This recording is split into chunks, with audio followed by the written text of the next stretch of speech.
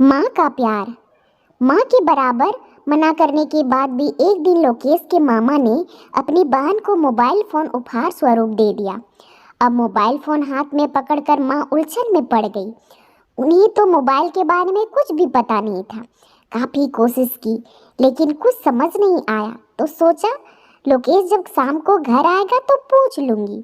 शाम को लोकेश ने भी बड़े ही प्यार से माँ को मोबाइल इस्तेमाल करने के तरीके समझा दिए।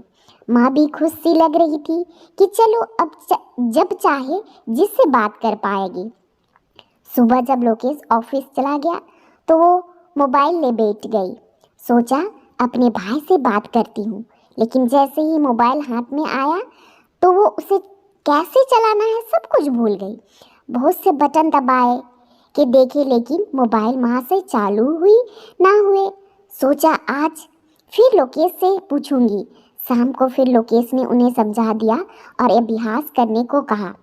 अपने सामने सब बटनों के उपयोग भी बता दिए।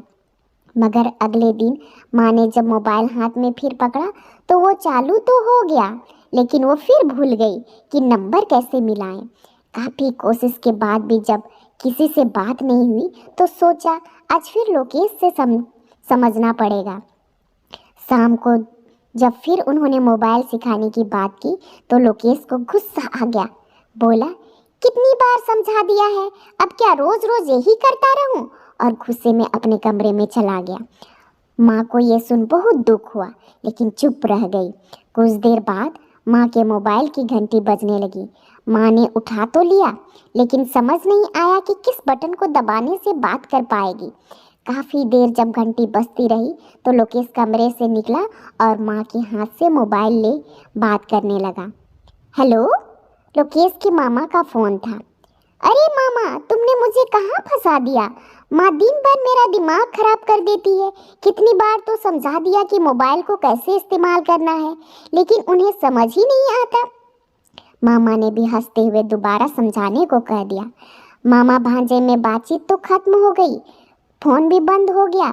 अभी लोकेश अपने कमरे में जाने को मोड़ा ही था कि माँ ने कहा, शाबाश बेटा शाबाश, अब मेरी नासमझी की बातें तुझे चुभती है।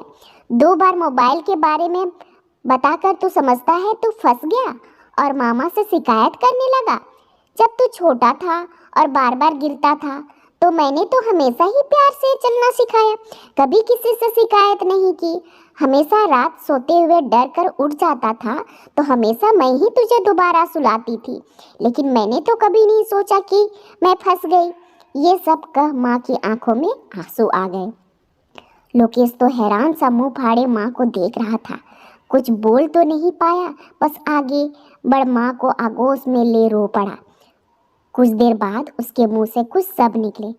माँ, मुझे माफ़ कर दो, मैंने गलती से आपका दिल दुखाया है। आपका प्यार तो मेरे लिए दुनिया का सबसे बड़ा उपहार है।